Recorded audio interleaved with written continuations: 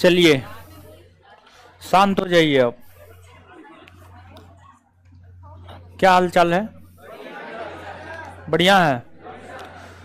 पढ़ लिख रहे हैं ना? पढ़िए लिखिए मन से, ठीक है। देखिए, आपको जो है प्राचीन भारतीय इतिहास हम पढ़ा रहे हैं, और प्राचीन भारतीय इतिहास के अंतर्गत जो पहला और दूसरा टॉपिक है, जो पहला टॉपिक था प्राचीन भारतीय इतिहास को जानने का स्रोत क्या है?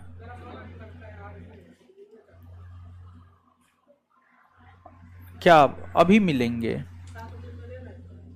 7 बजे ट्रेन है। अच्छा रुकिए थोड़ा देर, बैठिए बैठिए, ऑफिस में बैठिए, हम आपको बुला लेते हैं, ठीक है। ऑफिस में बैठिए 5-10 मिनट।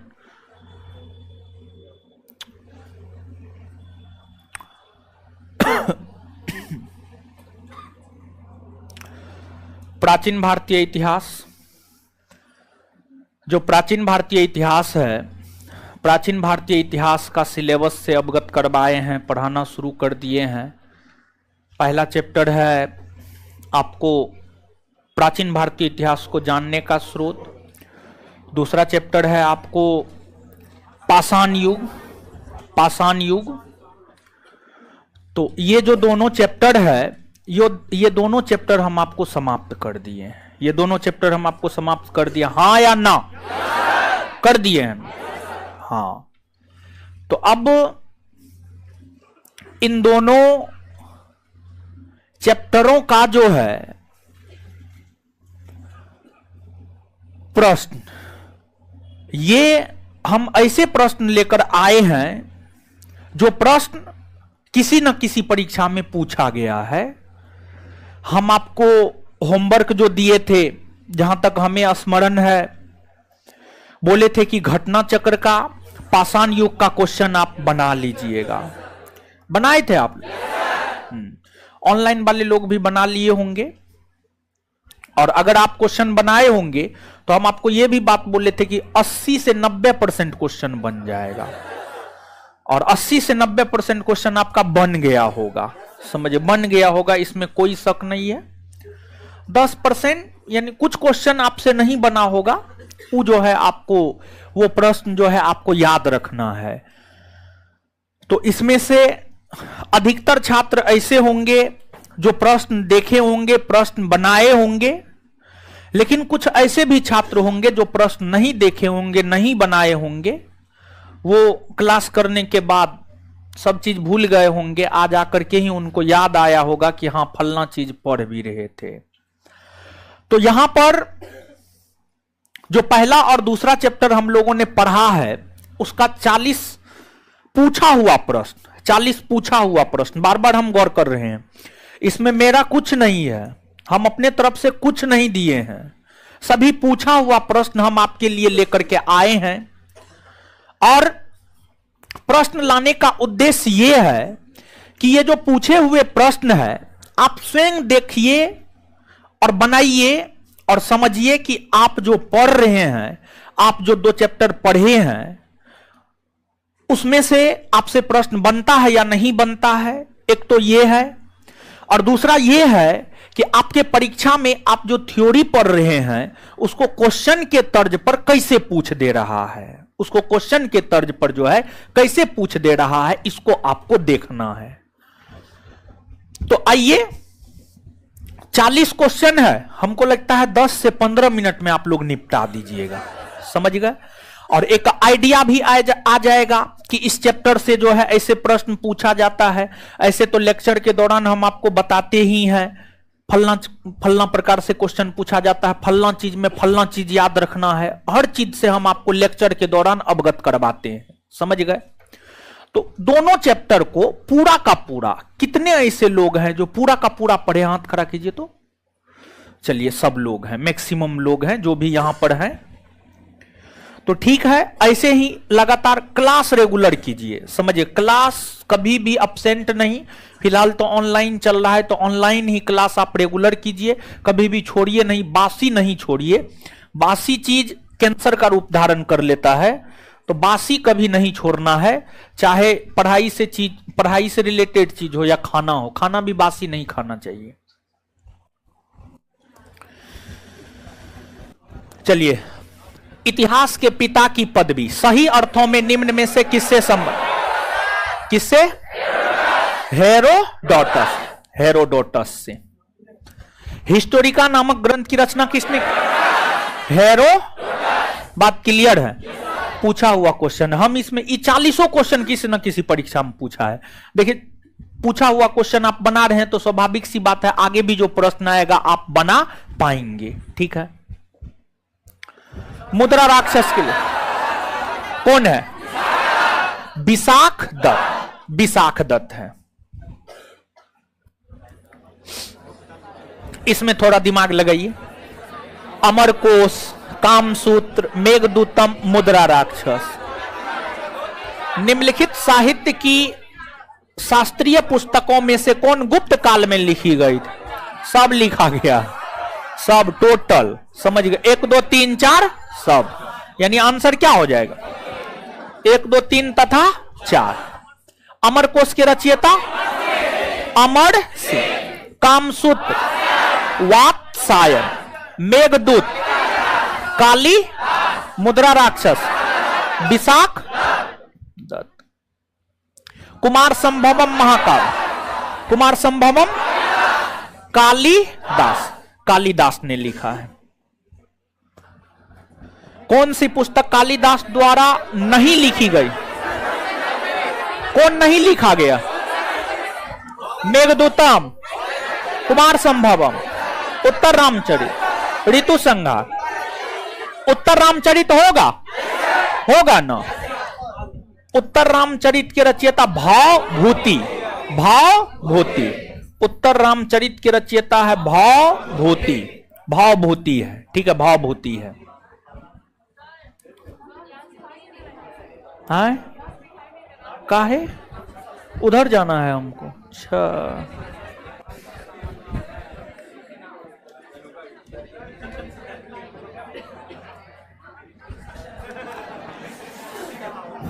उत्तरी भारतीय शास्त्रीय संगीत का बाइबल ग्रंथ है, यानी जो भारतीय शास्त्रीय संगीत का बाइबल किसे कहा जाता है, यह पूछा जा रहा है। तो भारतीय शास्त्रीय संगीत का बाइबल जो है नाट्य शास्त्र को कहा जाता है। किसको? नाट्य शास्त्र, नाट्य शास्त्र को कहा जाता है। यह हम पढ़ाने के दौरान नहीं बताए हैं, लेकिन आगे हम आपको बताते। खैर कोई बात नहीं है, नहीं बताए हैं तो कोई बात नहीं है। नाट्य शास्त्र को कहा जाता है, और यह जो नाट्य शास्त्र है इसकी रचना आपको भरत मुनि ने किया है। किसने किया है? भरत मुनि ने किया है। और जब पिछला क्लास में हम क्वेश्चन डिस्कस करवा रहे थे तो क्वेश्चन डिस्कशन करवाने के क्रम में जो है हम आपको 8 शास्त्रीय नृत्य के विषय में बताए थे। 8 शास्त्रीय नृत्य के विषय में बताए थे, और कौन शास्त्रीय नृत्य किस क्षेत्र से संबंधित है यह भी बात हम आपको बताए। याद है कुछ कि खा पी करके पचाए? नहीं पचाए? हाँ, तो याद है तो जवाब दीजिए। मोहिनी अट्टम केरल का है ना, कथकली, कथकली कुचिपुड़ी आंध्र प्रदेश।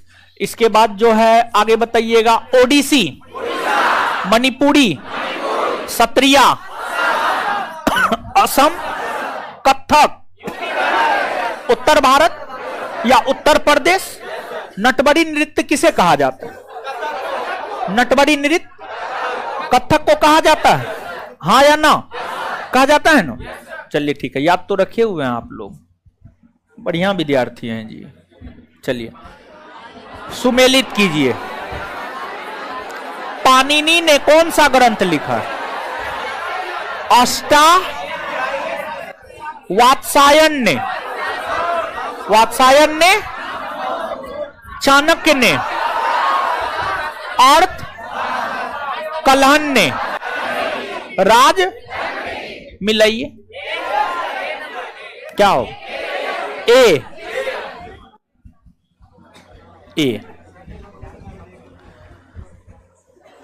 चलिए, कल्हन द्वारा रचित राजतरंगिणी किससे संबंध, किससे? कश्मीर के इतिहास ना। क्या गो तरंग? 8 गो तरंग है ना, 8 गो तरंग है। पहला, दूसरा, तीसरा कश्मीर के प्राचीन इतिहास, कश्मीर के प्राचीन इतिहास के विषय में बताता है। चौथा, पांचवा, छठा, कश्मीर में 3 हिंदू वंश के शासकों ने शासन किया, कारकोट, उत्पल और लोहार। सबसे पहले कारकोट वंश के शासकों ने शासन किया। कारकोट वंश के शासकों के शासन के बाद जो है उत्पल वंश के शासकों ने शासन किया। तो जो कारकोट वंश के शासक और उत्पल वंश के शासकों ने शासन किया, इस विषय में जानकारी हमें चौथा, पांचवा और छठा तरंग देता है। फिर आपको 7वां और 8वां तरंग, जो 7वां और 8वां तरंग है, 7वां और 8वां तरंग जो है हमें कश्मीर के भीतर शासन करने वाले अंतिम हिंदू राजवंश लोहार वंश के विषय में जानकारी प्रदान करता है। तो जो कल्हन द्वारा रचित राजतरंगिणी है, यह हमें कश्मीर के इतिहास के विषय में जानकारी प्रदान करता है, अर्थात इसका सही उत्तर होगा आपको सी।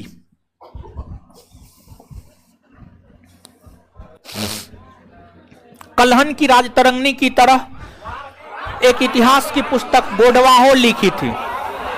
किसने लिखी है? वाकपति ने, वाकपति ने लिखी है। और जो वाकपति था किसका दरबारी कवि था? हाँ, यशोवर्मन। किसका दरबारी कवि था? यशोवर्मन। और यशोवर्मन कहां का शासक? यशोवर्मन कन्नौज का शासक था। कहां का शासक था? कन्नौज। यशोवर्मन कन्नौज का शासक था। कन्नौज के शासक यशोवर्मन के विषय में जानकारी हमें वाकपति द्वारा रचित गोडवाहो पुस्तक देती है। बताए हैं ना जी? बताए हुए हैं, एकदम बताए हुए हैं। फटाफट जवाब देते जाइए। कल्हन द्वारा 8 होगा। नागानंद, रत्नावली और प्रियदर्शिका के लेख। वर्धन वंश का एक शासक था, उसका नाम था हर्षवर्धन। हर्षवर्धन विद्वान व्यक्ति था। उनका दरबारी कवि उनका दरबारी कवि जो है बाणभट्ट था। बाणभट्ट था उनका दरबारी कवि, बाणभट्ट था। और बाणभट्ट के द्वारा जो है हर्षचरित नामक ग्रंथ की रचना की गई थी। हर्षचरित और कादंबरी, हर्षचरित और कादंबरी। और जो बाणभट्ट ने हर्षचरित और कादंबरी नामक ग्रंथ की रचना की थी, उस ग्रंथ से हमें हर्षवर्धन के शासनकाल के विषय में जानकारी प्राप्त होती है। और हर्षवर्धन स्वयं भी विद्वान व्यक्ति था। हर्षवर्धन के द्वारा नागानंद, प्रियदर्शिका, रत्नावली नामक साहित्य की रचना की गई थी। यही आपसे पूछा गया है। आंसर हो जाएगा क्या? हर्षवर्धन। हर्षवर्धन। इसमें बिहार दरोगा का क्वेश्चन बैंक, जब हम बिहार दरोगा का क्वेश्चन बैंक जो आपको हम दिए हैं, जब आप पूरा क्वेश्चन बैंक देखिएगा तो उसमें इन तीनों में से कोई एक पुस्तक पूछा गया है। एग्जैक्ट ध्यान में नहीं है कौन पुस्तक पूछा गया है, लेकिन तीनों में से एक पुस्तक पूछा गया है, रचयिता पूछा गया है। आंसर हर्षवर्धन होता। समझ गए? चलिए, इसके बाद अगला है निम्नलिखित युग्मों में से कौन एक सही सुमेलित नहीं है? कौन एक सही सुमेलित नहीं है? मतलब कौन जो है आपको गलत है? कौन जो है आपको गलत है? कर्पूर मंजरी हर्ष के द्वारा लिखा गया है। मालविका अग्निमित्रम कालिदास, मुद्रा राक्षस विशाख दत्त, सुंदरानंद अश्वघोष।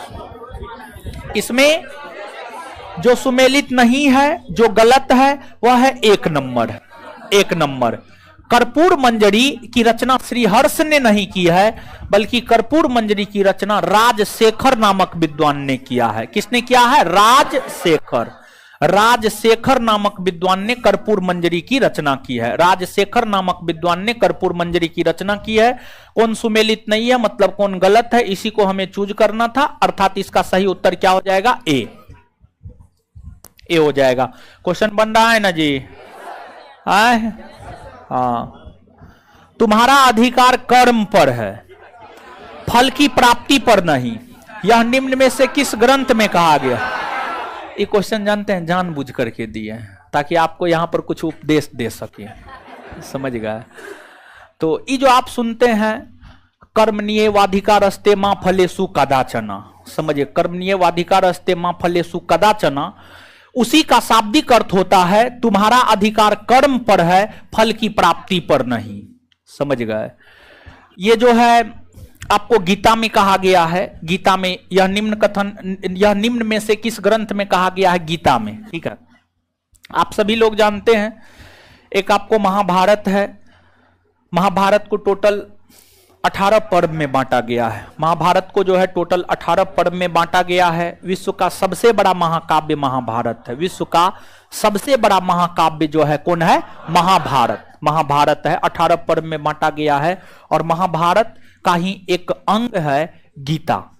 गीता में विशेष तौर पर जब कौरव और पांडव के बीच युद्ध भूमि में युद्ध प्रारंभ होने वाला था, तो उससे पहले जो है अर्जुन के मन में कई प्रकार की दुविधाएं थी।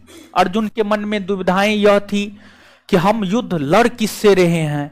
हम तो अपने चाचा से, अपने चचेरा भाई से, अपने पितामह से युद्ध लड़ रहे हैं, तो इसमें तो नुकसान कुल मिलाकर के हमारे परिवार का ही हो रहा है। और भी कई प्रकार की दुविधाएं जो है अर्जुन के मन में थी। और अर्जुन के मन में जो तमाम प्रकार की दुविधाएं थी, वो दुविधा ही अर्जुन भगवान कृष्ण से पूछ रहे थे और भगवान कृष्ण उन प्रश्नों का उत्तर दे रहे थे। और एक समय तो ऐसा आ गया था कि अर्जुन अपना हथियार डाल दिया था, लेकिन भगवान कृष्ण ने फिर से अर्जुन को तैयार किया और अर्जुन को समझाया बुझाया कि आप क्षत्रिय हैं, आपका काम युद्ध करना है, परिणाम की चिंता करना आपका काम नहीं है। तो आप सभी लोग देखिए, जो एवरेज स्टूडेंट होता है, जो एवरेज स्टूडेंट होता है वो यूट्यूब पे लगा रहेगा, हमेशा ये बात करेगा कि इतना कंपटीशन है, रिजल्ट होगा या नहीं होगा। जो पढ़ने वाला होता है वो यूट्यूब पर नई वीडियो देखता है, इधर उधर नहीं करता है। वैकेंसी का जब आना होगा वैकेंसी आएगा ही, परीक्षा का जब होना होगा परीक्षा होगा ही, कटअप का जितना जाना होगा कटअप जाएगा ही।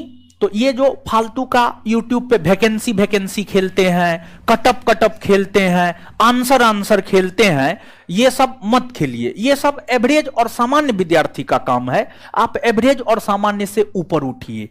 एक तो बात ये हुई। दूसरी बात ये हुई कि जीवन में कभी भी अगर आपको बहुत आगे जाना है तो आप सिर्फ और सिर्फ अपना फोकस अपने काम पर कीजिए। काम के परिणाम के ऊपर कभी आपका फोकस नहीं होना चाहिए। रवीश कुमार बहुत बड़ा पत्रकार, उसका इंटरव्यू हाल फिलहाल में हम सुने हैं, तो उन्होंने एक बात कही है कि जो है हमने अपने जीवन में कभी ये नहीं सोचा कि हम जो काम कर रहे हैं उसका रिजल्ट क्या होगा, बस हम काम करते गए। और ये चीज जो है जब हम अपने जीवन में हम स्वयं के विषय में सोचे तो हम भी कभी मन में ये नहीं था कि ये काम कर रहे हैं तो इसका रिजल्ट क्या होगा, सही होगा, गलत होगा, ये सब कभी हम भी अपने जीवन में नहीं सोचे हैं। तो एक तो रवीश कुमार हो गया इसका तरोताजा उदाहरण, एक हम भी आपके सामने एक उदाहरण है। हम भी कभी कोई भी काम किए हैं तो कभी भी नहीं सोचे हैं क्या होगा क्या नहीं होगा। जो होगा होगा, जो होगा देखा जाएगा। रिजल्ट के विषय में कभी सोचना ही नहीं चाहिए, कभी नहीं सोचना चाहिए। क्योंकि अगर आप किसी भी काम को करने से पहले या करने वक्त रिजल्ट के विषय में सोचते हैं तो फिर आप काम करने में संकोच में आ जाएंगे। काम करने में आप संकोच में आ जाएंगे, आप काम सही ढंग से नहीं कर पाएंगे, आप पूरा अपना एफर्ट नहीं डाल पाएंगे। तो फिर वहां पर असफलता और सफलता दोनों के चांसेज होते हैं। लेकिन अगर आप सिर्फ और सिर्फ ईमानदारी से अपना 100% देते हुए सिर्फ और सिर्फ अपना काम करते हैं, वहां पर सफलता का चांस 100 में 100% होता है। समझ गए? तो बिना परिणाम के चिंता किए हुए आपके हाथ में मेहनत करना है, रिजल्ट ले आना आपके हाथ में नहीं है। क्या आप नीतीश कुमार के दामाद हैं कि आप अपना फाइनल सिलेक्शन मेरिट लिस्ट में करवा लीजिएगा? नहीं, आप नीतीश कुमार के दामाद या आप नीतीश कुमार की बेटी नहीं हैं। समझ गए कि आप ऐसा कर सकते हैं। तो आपके हाथ में मेहनत करना है, आप जी जान लगा करके मेहनत कीजिए, जी जान लगा करके पूरे सिलेबस को पढ़िए, पूरे सिलेबस को याद करने का प्रयास कीजिए, रिजल्ट अपने आप हो जाएगा। रिजल्ट कैसे हो गया आपको पता भी नहीं चलेगा, समझ गए। तो सिर्फ अपने काम पर फोकस कीजिए, फालतू चीजों से बचिए और प्रयास कीजिए हमेशा रूम बंद करके रखने का। थोड़ा सा आप स्वार्थी बनिए स्टूडेंट लाइफ में। अगर आप स्वार्थी नहीं बनिएगा तो फिर आप बहुत आगे नहीं जा पाइएगा। अगर बहुत आगे जाना है तो आपको सेल्फिश बनना होगा। जब तक आप सेल्फिश नहीं बनेंगे कोई उपाय नहीं है। इस चीज को अपने जीवन में अपनाइए। सिर्फ ये कथा नहीं है, इस पर चल करके लोग बहुत आगे तक गए हैं, समझ गए। तो ये चीज है, तो याद रखिएगा। निम्नलिखित में से कौन सा जोड़ा सही सुमेलित नहीं है? ये क्वेश्चन जो है डेली टेस्ट सीरीज में भी हम दिए थे, कल परसों डेली टेस्ट सीरीज में दिए हुए हैं। लाइफ ऑफ वेन सॉन्ग हुइली ने लिखा है, द नेचुरल हिस्ट्री टॉलेमी ने लिखा है, नहीं, द नेचुरल हिस्ट्री प्लिनी ने लिखा है। किसने? प्लिनी ने लिखा है। और जो टॉलेमी है, टॉलेमी के द्वारा द ज्योग्राफी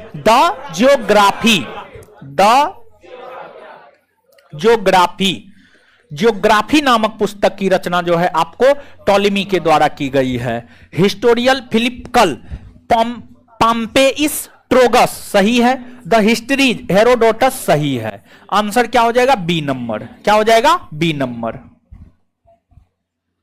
आगे इसका आंसर बताइए। चीनी यात्री संयुगन ने भारत की यात्रा कब की?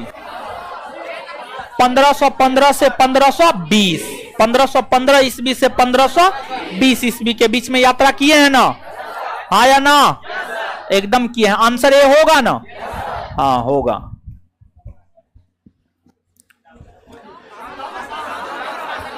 चालकोलिथिक युग कहा जाता? ताम्र पाषाण। ताम्र। भीमबेटका कहां?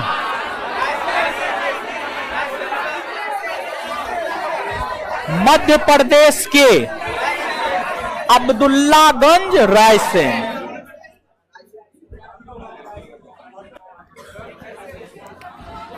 किस स्थान? मानव के साथ कुत्ता है? बुरजोम होगा ना? कहां है ये? जम्मू कश्मीर में है ना? गर्तावास का प्रमाण। हाँ, बुरजोम। मृदभांड का प्रमाण बुरजोम से मिला है ना? भारत में मानव का सर्वप्रथम कहां? नर्मदा घाटी। भारतीय पुरातत्व सर्वेक्षण संस्कृति मंत्रालय।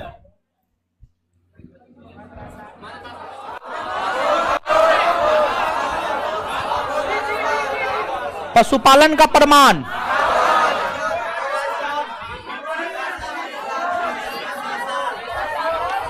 राजस्थान का बागौर। राजस्थान का बागौर। मध्य प्रदेश का आदमगढ़। मध्य प्रदेश का आदमगढ़। आंसर राजस्थान का बागौर होगा। ए बकलोलवी यहां देखिए ना, एक ही कब्र से 3 मानव। कहां? उत्तर प्रदेश का दमदमा। उत्तर प्रदेश का दमदमा।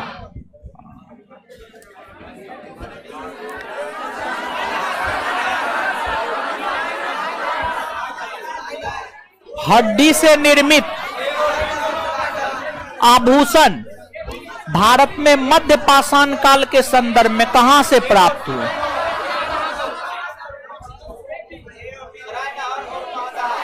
सराय नहर और महदा।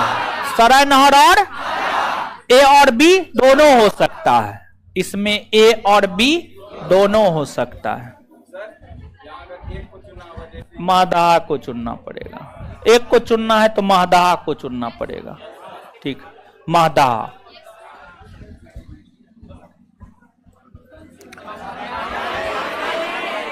क्या होगा? क्या होगा? पानी नहीं ना, हाँ, दिमाग पे जोर नहीं ना पड़ रहा है। कोपेनहेगन संग्रहालय की सामग्री से पाषाण, कांस्य और लौह युग का त्रियुगीय विभाजन किया था थॉमसन ने। किसने? थॉमसन ने। उत्खनित प्रमाणों के अनुसार पशुपालन का प्रारंभ हुआ था। पशुपालन मध्य पाषाण, मध्य। यहां पर जवाब दीजिए तो फटाफट। आग की खोज कौन काल में? पूरा पाषाण। पशुपालन, कृषि, हाँ, नौ पहिए का आविष्कार, नौ। अच्छा, सोहन संस्कृति किसे कहते हैं? पूरा सूक्ष्म पाषाण संस्कृति, मध्य पॉलिश्ड उपकरण संस्कृति, कृषि संस्कृति, मृदभांड संस्कृति। क्लियर है?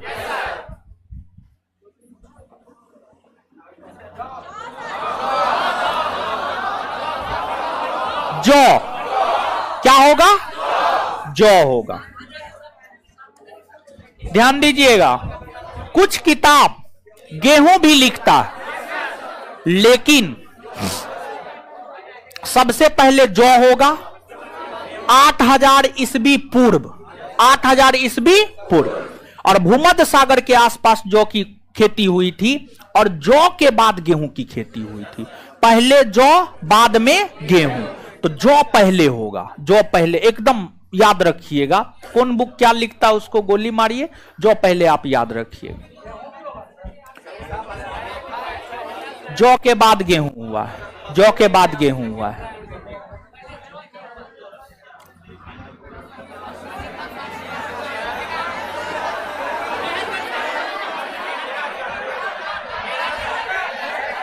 क्या होगा? मेहरगढ़ होगा ना?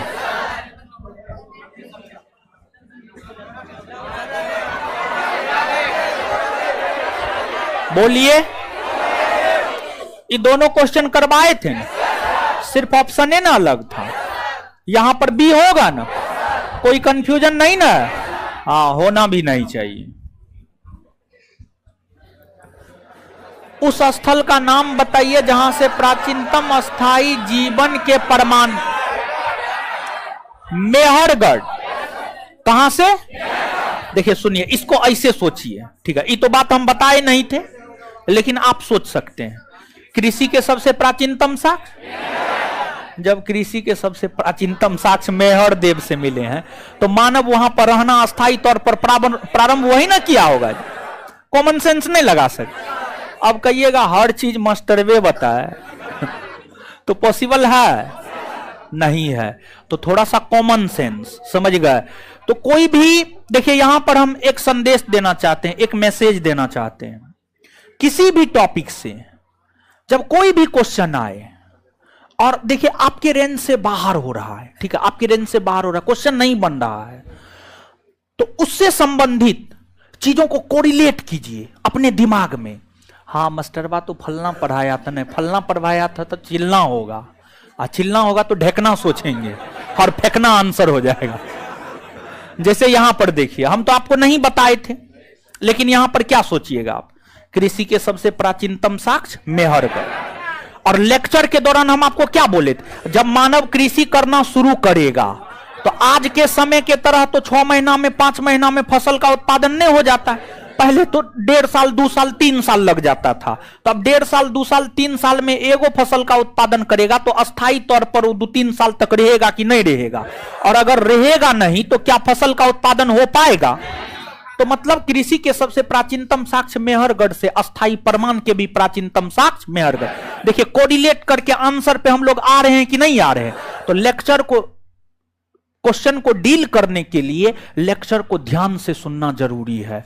और पढ़ने का सही तरीका यही होता है, क्लास में जब आप आते हैं पूरा दिमाग को जो है ओपन रखिए, दिमाग खाली करके आइए, दिमाग से सारा कचरा निकाल करके क्लासरूम में बैठिए, लेक्चर को ध्यान से सुनिए। जब आप क्लास में हो तो सिर्फ आपके दिमाग में हमारी बात, या बिट्टू सर लेक्चर देते हैं तो उनका बात ही आपके दिमाग में जाना चाहिए। दूसरा, घर पे कुछ हो गया, कुछ भी कहीं भी हो गया, वो सब बात दिमाग में नहीं जाना चाहिए। एक तो क्लास में लेक्चर को ध्यान से सुनिए, दूसरी बात सेम डे में घर पे जाकर के उसको पढ़िए। जैसे अभी क्वेश्चन करवाएंगे तो आपका कर्तव्य होना चाहिए घर पे जाकर के इस क्वेश्चन को आज सोने से पहले फिर से एक बार देख करके सोना है।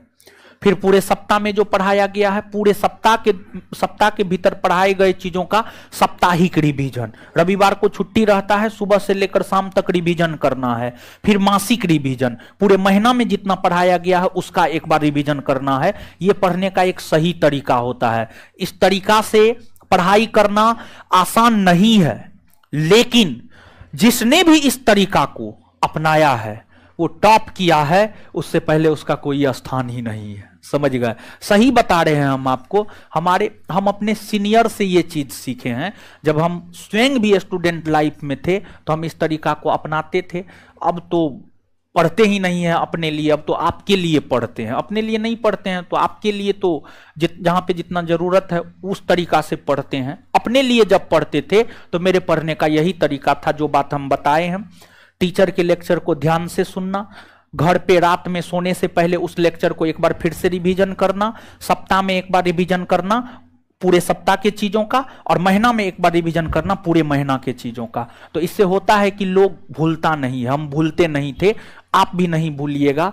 तो आप जो है इस टेक्निक को अपनाइए, काफी बेहतरीन तकनीक है पढ़ने का। इससे बेहतर तकनीक कुछ हो ही नहीं सकता है। समझ गए? तो इसको अपनाइए आप लोग अपने जीवन में, ये अच्छी चीजें हैं। तो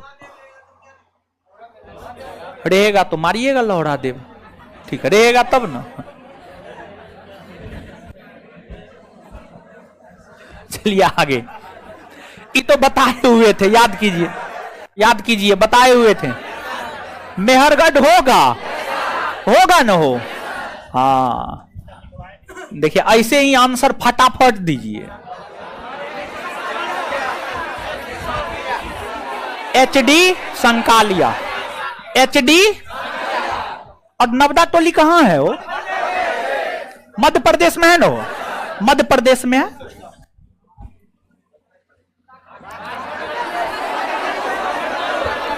कहां है? संगन कल्लू कहां? कर्नाटक में है ना?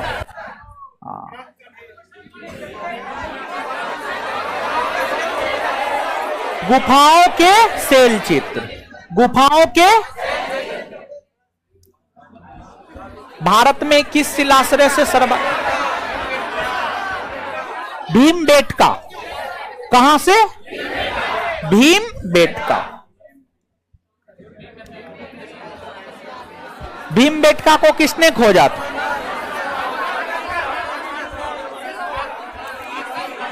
डॉक्टर विष्णुधर वाकनकर।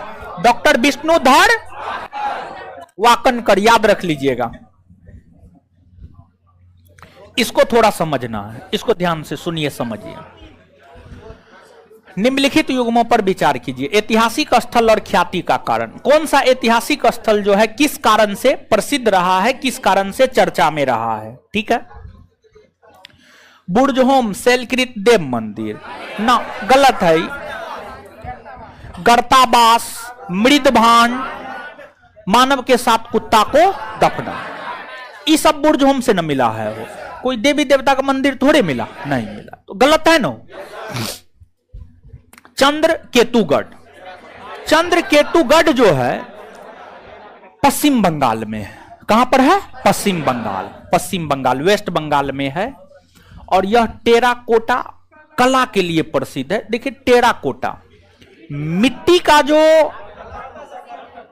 सूखी हुई मिट्टी, सॉरी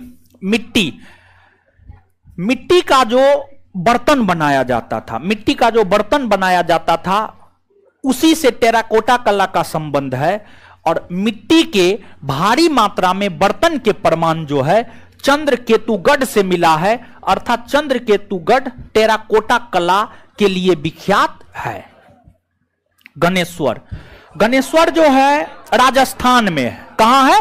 राजस्थान में, राजस्थान में है। और आप पिछले सेशन को याद कीजिए।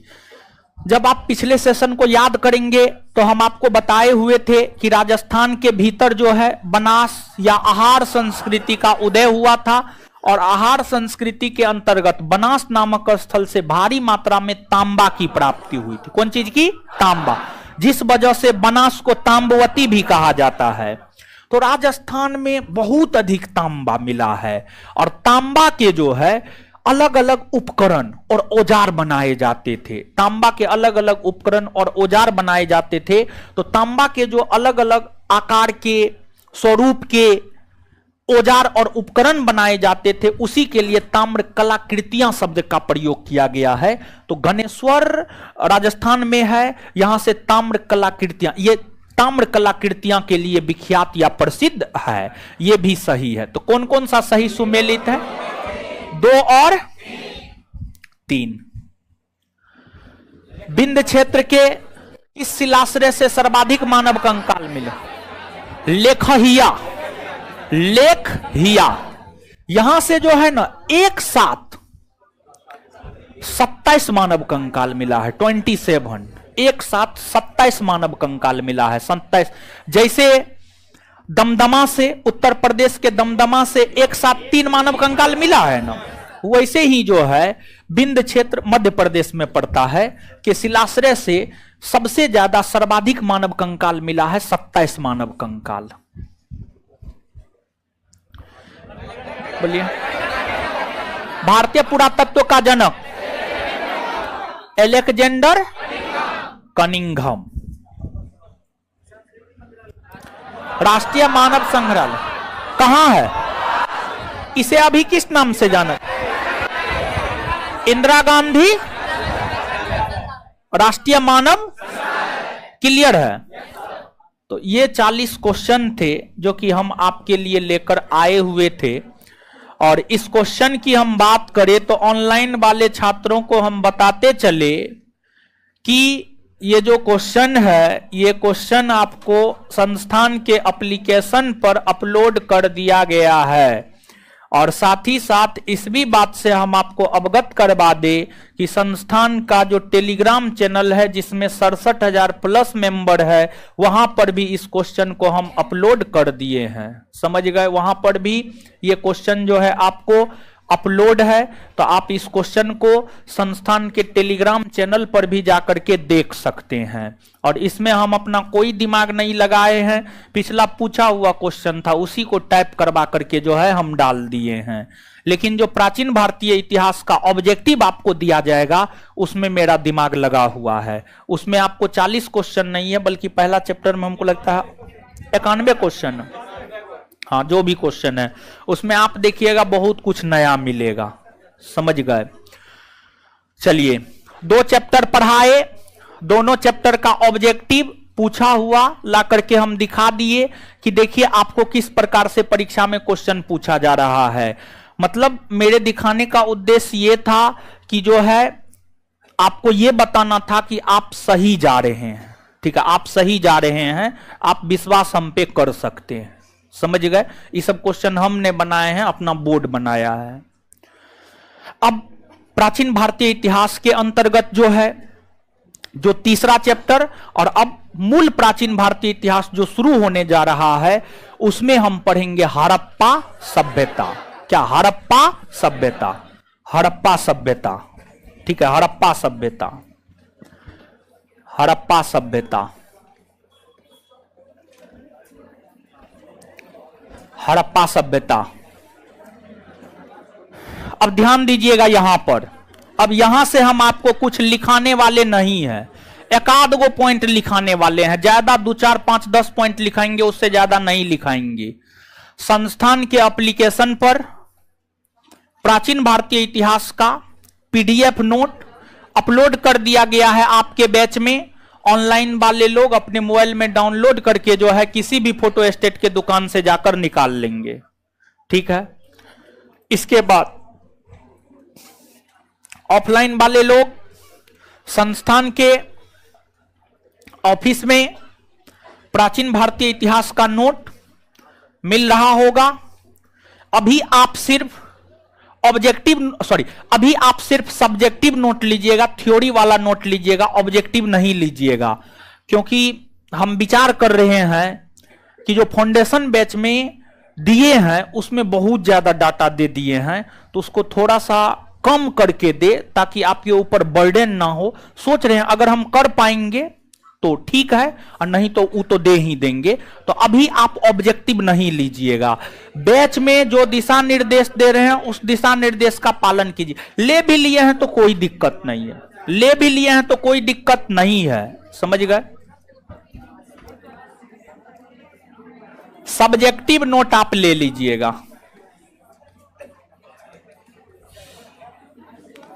प्राचीन भारतीय इतिहास का सब्जेक्टिव ले लीजिएगा।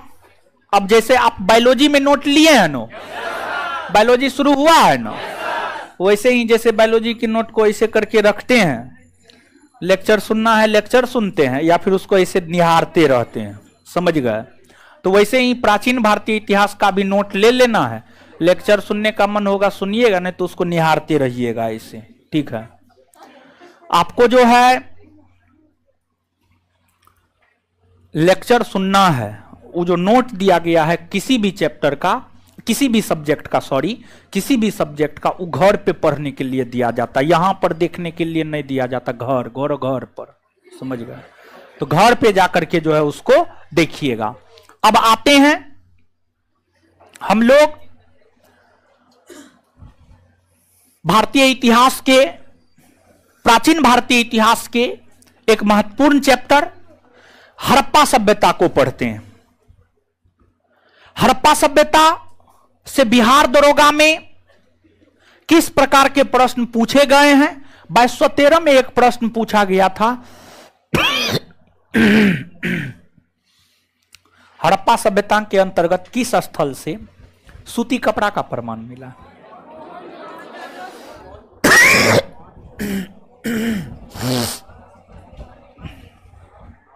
चलिए, 2213 बिहार दरोगा में यह क्वेश्चन पूछा गया था, हड़प्पा सभ्यता के अंतर्गत किस स्थल से सूती कपड़ा के टुकड़े का प्रमाण मिला है, यह प्रश्न पूछा गया था। प्रश्न मूल तौर पर हड़प्पा सभ्यता से इसी प्रकार के पूछे जाते हैं, इसी प्रकार के प्रश्न जो है मूल तौर पर हड़प्पा सभ्यता से पूछे जाते हैं। अब अगर हम हड़प्पा सभ्यता की बात करें तो हड़प्पा सभ्यता विश्व के प्राचीनतम सभ्यताओं में से एक है, विश्व के प्राचीनतम सभ्यताओं में से एक है। और हाँ, वो जो कौन लड़का थे, किनका भाई था, क्या कोई बात था, कोई कुछ खास मिलना था, चले गए, अच्छा ठीक है, कोई बात, कोई खास बात था है आप ही को लेकर के, अच्छा ठीक है कोई बात नहीं, हम आप पे पूरा ध्यान देंगे, आप एकदम चिंता मत कीजिए, समझ गए। इस बार जितना सीट देगा सब हम खरीदेंगे, आप लोग चिंता मत कीजिए, बैठिए, सब आप ही लोग के बीच वितरित करेंगे, दूसरे किसी को थोड़े देंगे, समझ गए। लेकिन आप लोग सिर्फ जितना कहते हैं उतना कीजिए ना महाराज, ठीक है। जितना सीट होगा सब टोटल खरीदेंगे, चिंता मत कीजिए,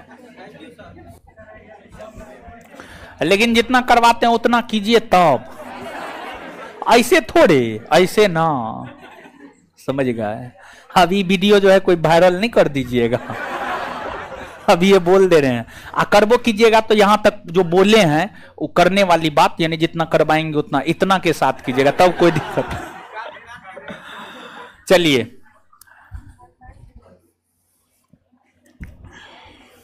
देखिए हुआ था ये कि एक तो हम 5-5 में क्लास आ गए थे, लेकिन यहाँ पर पीपीटी जो है वो क्वेश्चन वाला पीपीटी आज दिखाना जरूरी था आपको, समझ गए। वो पीपीटी सेट ही नहीं हो रहा था, इसलिए 5, 20, 25 में क्लास शुरू हुआ।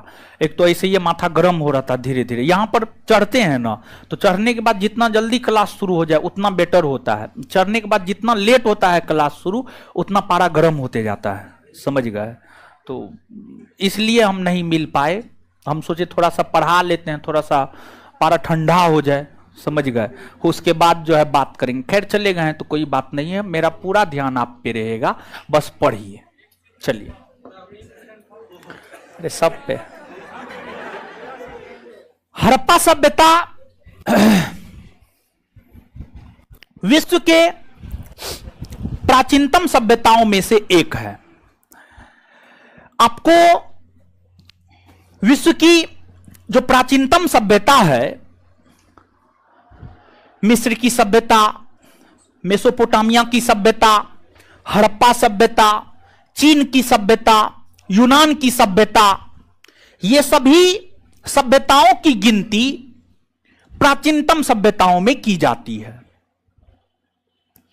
और जो हमारी सभ्यता हड़प्पा सभ्यता है, वह मिस्र और मेसोपोटामिया की सभ्यता की समकालीन सभ्यता थी।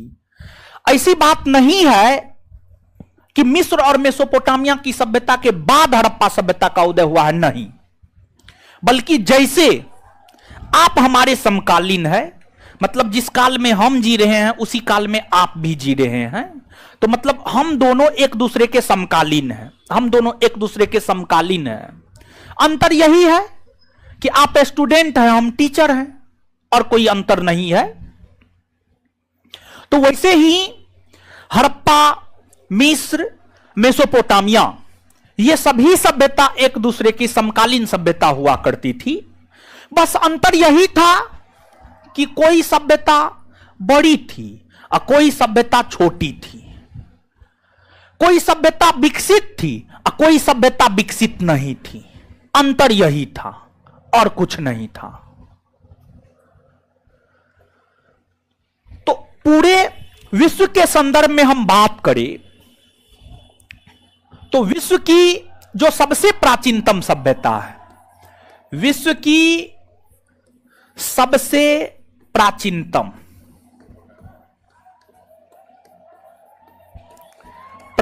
सभ्यता, विश्व की जो सबसे प्राचीनतम सभ्यता है वह है आपको मेसोपोटामिया की सभ्यता। क्या है आपको? मेसोपोटामिया, मेसोपोटामिया की सभ्यता, मेसोपोटामिया की सभ्यता।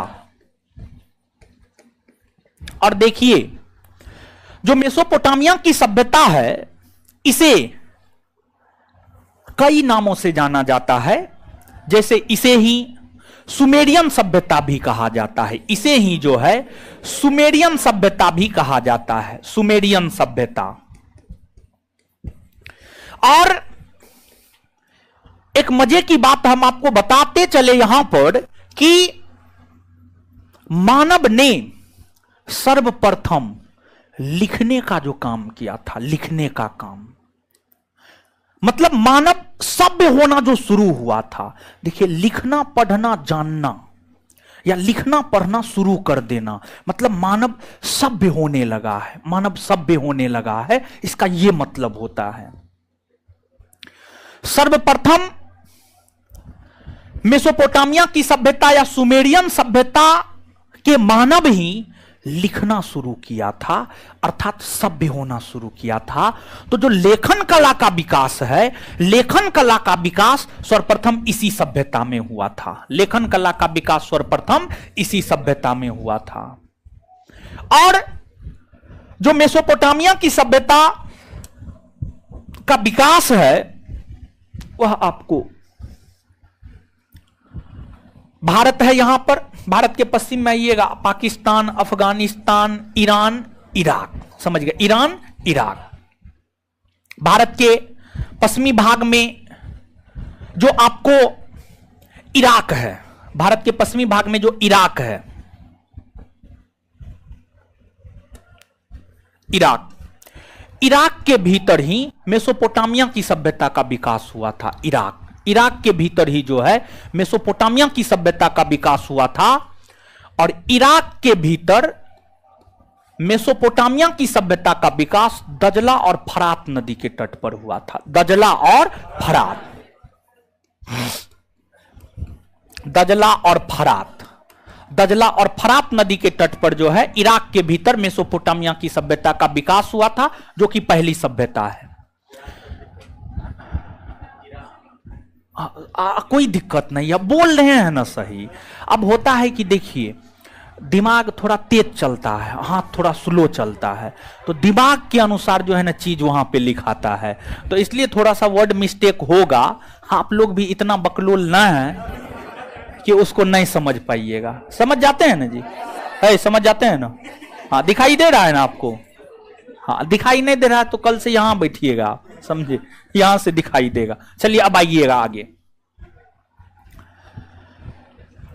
मेसोपोटामिया की सभ्यता के बाद विश्व की जो दूसरी सभ्यता है वह मिस्र की सभ्यता है। मिस्र की सभ्यता है, और जो मिस्र की सभ्यता है इसका विकास इजिप्ट यानी मिस्र में, इजिप्ट, मिस्र को ही इजिप्ट भी कहा जाता है या इजिप्ट को ही मिस्र भी कहा जाता है। यहां पर इजिप्ट है, ये साउथ अमेरिका महादेश है। इजिप्ट है, लीबिया है, अल्जीरिया है, ट्यूनिसिया है, मोरक्को है, ये तमाम देश है। इसमें जो है यहां पर जो है इजिप्ट है यानी मिस्र है। मिस्र के भीतर ही नील नदी के तट पर, मिस्र से होकर नील नदी गुजरती है, और जो नील नदी है आप सभी लोग जानते होंगे। ये सब चीज तो हमको लगता है हम बचपन में पढ़े थे। विश्व की सबसे लंबी नदी नील नदी, विश्व की सबसे लंबी नदी नील नदी, भारत की सबसे लंबी नदी गंगा नदी, भारत के प्रथम राष्ट्रपति, राज्यपाल, ये सब तो बचपन में पढ़ने को मिलता है, समझ गए? तो विश्व की जो सबसे लंबी नदी है वो नील नदी है। भले नील नदी कहां से उद्गम होती है, कहां से गुजरती है, ये सब बात बचपन में नहीं पता होता है, यही सब चीज अब पता करना है, समझ गए?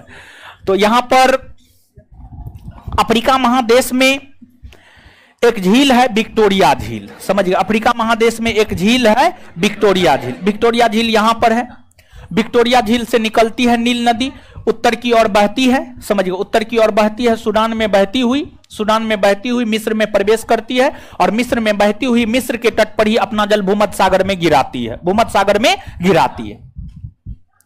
तो जो मिस्र की सभ्यता है इसका विकास मिस्र में नील नदी के तट पर हुआ है। मिस्र में नील नदी के तट पर हुआ है, यह दूसरी सभ्यता है। वहीं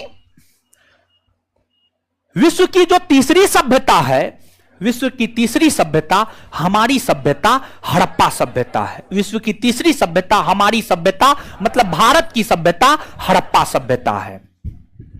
और जो हड़प्पा सभ्यता है, हड़प्पा सभ्यता का विकास भारत के उत्तरी पश्चिमी भाग में, उत्तर पूर्व तो इधर हो गया महाराज, इधर है उत्तरी पश्चिमी भाग में, भारत के उत्तरी पश्चिमी भाग में इस एरिया में जो है आपको हड़प्पा सभ्यता का विकास हुआ है। इस एरिया में आपको हड़प्पा सभ्यता का विकास हुआ है। हड़प्पा सभ्यता का विकास इस एरिया में हुआ है। और हड़प्पा सभ्यता भले ही काल यानी समय के दृष्टिकोण से विश्व की तीसरी सभ्यता रही हो, लेकिन क्षेत्रफल के आधार पर अगर आप देखेंगे तो क्षेत्रफल के आधार पर हड़प्पा सभ्यता अपने समकालीन सभी सभ्यताओं में सबसे बड़ी सभ्यता थी। सभी सभ्यताओं में सबसे बड़ी सभ्यता थी। मिस्र की सभ्यता से भी बड़ी थी, मेसोपोटामिया की सभ्यता से भी बड़ी थी। इनफैक्ट मिस्र और मेसोपोटामिया दोनों के क्षेत्रफल को मिला भी देते ना तो उससे भी ज्यादा बड़ी थी हमारी सभ्यता, हड़प्पा सभ्यता। तो आप अनुमान लगा सकते हैं कि कितना क्षेत्रफल रहा होगा। और आप अभी के संदर्भ में जो वर्तमान में पाकिस्तान है, पाकिस्तान से भी ज्यादा क्षेत्रफल हमारी सभ्यता हड़प्पा सभ्यता का था। पाकिस्तान का क्षेत्रफल है लगभग 8 लाख वर्ग किलोमीटर, 8 लाख वर्ग किलोमीटर से थोड़ा सा ज्यादा है। और हड़प्पा सभ्यता का जो क्षेत्रफल था 12,99,600 वर्ग किलोमीटर, यानी लगभग 13 लाख वर्ग किलोमीटर, लगभग 13 लाख वर्ग किलोमीटर। तो हड़प्पा सभ्यता का जो क्षेत्रफल था वह 12,99,600 वर्ग किलोमीटर, 12,99,600 वर्ग किलोमीटर, 12,99,600 वर्ग किलोमीटर हड़प्पा सभ्यता का क्षेत्रफल था। हड़प्पा सभ्यता का क्या था? क्षेत्रफल। और हड़प्पा सभ्यता अपनी समकालीन सभी सभ्यताओं में क्षेत्रफल के आधार पर सबसे बड़ी थी। बल्कि अपने समकालीन जो दो मिस्र और मेसोपोटामिया है, दोनों के क्षेत्रफल को मिला भी देते उससे भी ज्यादा बड़ी थी। और जो हड़प्पा सभ्यता थी, इसका विकास वर्तमान संदर्भ में विश्व के 3 देशों में देखने को मिलता है, विश्व के 3 देशों में। और जिस 3 देश में हड़प्पा सभ्यता का विस्तार देखने को मिलता है, वो 3 देश, एक भारत, दूसरा पाकिस्तान और तीसरा बांग्लादेश। भारत, पाकिस्तान और अफगानिस्तान, सॉरी बांग्लादेश नहीं, अफगानिस्तान। भारत, पाकिस्तान और अफगानिस्तान, सॉरी भारत, पाकिस्तान और अफगानिस्तान, भारत, पाकिस्तान और अफगानिस्तान। इन तीनों देशों में हड़प्पा सभ्यता का विस्तार देखने को मिलता है। देश के संदर्भ में तो हम लोगों ने जान लिया, इन तीनों देशों में देखने को मिलता है। यहां पर एक चीज और आप जानिए, जानने लायक बात है, गर्व की बात है ये अपने आप में, इसी वजह से यहां पर हम आपको बता रहे हैं। जब आप प्राचीन काल में जाइएगा ना, प्राचीन काल में, तो जो हमारी तकनीक थी, जो हमारा ज्ञान विज्ञान था, हमारा मतलब भारत, हमारा मतलब भारत समझिएगा, भारत की जो तकनीक थी, भारत का जो ज्ञान विज्ञान था, भारत का जो साहित्य था, भारत का जो व्यापार था, भारत की जो शहर की संरचना थी, भारत की जो जल निकासी प्रणाली थी, भारत की जो सड़क प्रणाली थी, सब प्राचीन काल में एकदम उच्च कोटि का हुआ करता था। और हड़प्पा की समकालीन सभी सभ्यताओं में इन दृष्टिकोणों से सबसे विकसित सभ्यता हड़प्पा सभ्यता थी। लोग हड़प्पा सभ्यता का अनुसरण करता था, यानी मिस्र की सभ्यता, मेसोपोटामिया की सभ्यता के लोग हड़प्पा सभ्यता का अनुसरण करता था। जैसे जब आप मिस्र और मेसोपोटामिया की सभ्यता को पढ़ेंगे तो वहां पर घर कच्ची ईंट का बनता था, और हड़प्पा सभ्यता में घर पक्की ईंट का बनता था, पक्की ईंट का बनता था। और पक्की ईंट से बना घर मजबूत होता था, पक्की ईंट से बना घर मजबूत होता था। और हमारी यानी हड़प्पा सभ्यता की जो जल निकासी तकनीक थी एकदम अद्भुत और अजूबा थी। हमारी सड़क प्रणाली उस समय एकदम अद्भुत और अजूबा थी, एकदम चौड़ा चौड़ा सड़क हुआ करता था, और सभी सड़क एक दूसरे को, बड़ी सड़क जैसे कि आज बड़ी सड़क मतलब एनएच, समझिएगा, आज बड़ी सड़क मतलब एनएच, जो बड़ी सड़क होती थी वह एक दूसरे को समकोण पर काटती थी। और सड़क का निर्माण इस प्रणाली के तहत हुआ था कि सड़क को साफ करने की कोई आवश्यकता नहीं होती थी, बल्कि हवा जब चलती थी तो अपने साथ गंदगी भी बहा कर लेकर चली जाती थी। मतलब एक्स्ट्रा कर्मचारी सड़क की सफाई के लिए रखने की कोई आवश्यकता नहीं थी। इन चीजों के माध्यम से आप समझ सकते हैं कि हमारी सभ्यता कितनी विकसित सभ्यता रही होगी। तो ये तो अपने आप में गर्व की बात है कि ना, एकदम गर्व की बात है, समझ गए। मतलब पहले हम लोग ज्यादा विकसित थे, आज हम लोग कम विकसित हैं। आज हम लोग जो कम विकसित हैं भ्रष्टाचारी नेताओं के कारण। सब चीज तो उसी के हाथ में हम लोग दे दिए हैं, सब चीज उसी के हाथ में दे दिए हैं। एकदम कोई भी, मोदी हो, राहुल हो, कोई भी हो, तेजस्वी हो, नीतीश हो, मंगल पांडे हो, कोई भी हो, कोई भी नेता हो, कोई दूध का धोया हुआ न है, सब भ्रष्टाचारी है, समझ गए। सब का अपना अपना, देखिए कोई भ्रष्टाचार अपने लिए करता है, कोई भ्रष्टाचार अपनी पार्टी के लिए करता है, कोई भ्रष्टाचार अपने परिवार के लिए करता है। भ्रष्टाचार लेकिन सब करता है। क्या मोदी भ्रष्टाचार नहीं कर रहा है? क्या आप बात करते हैं? आने दीजिए ना विपक्ष में, चाहे 5 साल के बाद विपक्ष में आए या 10 साल के बाद विपक्ष में आए, पता चल जाएगा कितना बड़ा भ्रष्टाचार हुआ है देश के भीतर। किसी भी पार्टी का पार्टी के भ्रष्टाचार के विषय में जानकारी तब लगती है जब वह राजनीतिक पार्टी विपक्ष में जाती है। जब उसका विरोधी पार्टी सत्ता में आता है तब भ्रष्टाचार का पता चलता है। मोदी जी भले अपने लिए भ्रष्टाचार नहीं कर रहे हैं या अपने परिवार के लिए नहीं कर रहे हैं, लेकिन अपनी पार्टी के लिए बहुत बड़ा भ्रष्टाचार कर रहे हैं। अपने पार्टी के लिए बहुत बड़ा भ्रष्टाचार कर रहे हैं। इतना बड़ा भ्रष्टाचार कर रहे हैं आप अनुमान तक नहीं लगा सकते हैं। 4 अन्ना का मुर्गी 12 अन्ना का मसल्ला, 500 करोड़ का कोई योजना है, उसमें 3000 करोड़ एडवर्टाइजमेंट पर खर्चा होता है, प्रचार पर खर्चा होता है। यानी 500 करोड़ फंड में गेवे किया है और 3000 प्रचारे में कि मोदी जी फलना कर रहे हैं, फलना कर रहे हैं। पूरे देश में पोस्टर छाप देगा, टेलीविजन पर चलेगा, रेडियो पर चलेगा। समझ गए? तो इससे बड़ा भ्रष्टाचार और क्या हो सकता है? समझ गए? चलिए कहां बह जाते हैं। चलिए अब पुनः हम लोग अपने टॉपिक के ऊपर लौटते हैं। जो हड़प्पा सभ्यता है, हड़प्पा सभ्यता के विषय में हम आपको यह बात बता रहे थे अभी कि इसका विस्तार विश्व के 3 देशों में है, लेकिन ध्यान रहे भारतीय राज्यों के संदर्भ में भी इसका विस्तार आपसे पूछा जाता है। अगर हम भारतीय राज्यों के संदर्भ में देखें तो इस बात को याद रखना हमारे लिए आवश्यक है कि हड़प्पा सभ्यता का विस्तार भारत के किन किन राज्यों में है, भारत के किन किन राज्यों में है, यह बात याद रखना हमारे लिए आवश्यक है। मूल तौर पर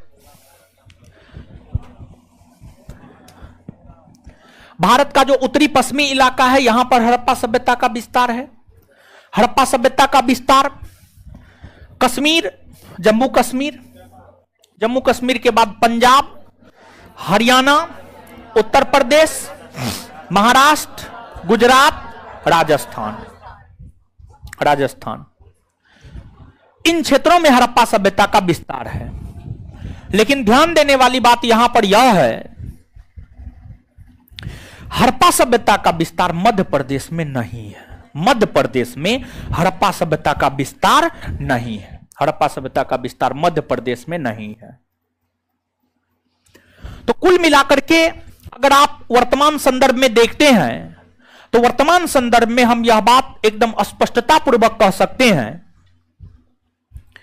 कि हड़प्पा सभ्यता का विस्तार जम्मू कश्मीर, पंजाब, हरियाणा, उत्तर प्रदेश, राजस्थान, गुजरात, महाराष्ट्र, इन स्थलों में या इन राज्यों में हड़प्पा सभ्यता का विस्तार देखने को मिलता है। और आप यहां पर देख सकते हैं कि यहां पर जो हम बनाए हैं हड़प्पा सभ्यता का विस्तार भारत के उत्तरी पश्चिमी भाग में, पाकिस्तान और अफगानिस्तान में, यहां पर आकृति आप देख सकते हैं त्रिभुजाकार है। और हड़प्पा सभ्यता त्रिभुजाकार आकृति ही बनाती है। तो जो हड़प्पा सभ्यता है यह आपको त्रिभुजाकार आकृति बनाती है। भारत के संदर्भ में भारत ही नहीं बल्कि पूरे हड़प्पा सभ्यता के संपूर्ण क्षेत्रफल के संदर्भ में हड़प्पा सभ्यता के चौहद्दी को आप समझिए। पूरे हड़प्पा सभ्यता के क्षेत्रफल के संदर्भ में जो है हड़प्पा सभ्यता के चौहद्दी को आप समझिए। हड़प्पा सभ्यता का जो चौहद्दी है, उत्तर में यह सभ्यता मांदा तक फैला हुआ है, मांदा तक फैला हुआ है। दक्षिण में यह सभ्यता दैमाबाद तक फैला हुआ है, पूरब में यह सभ्यता आलमगीरपुर तक फैला हुआ है। और पश्चिम में यह सभ्यता पाकिस्तान के बलूचिस्तान के सूत का गेंडौर, पाकिस्तान के बलूचिस्तान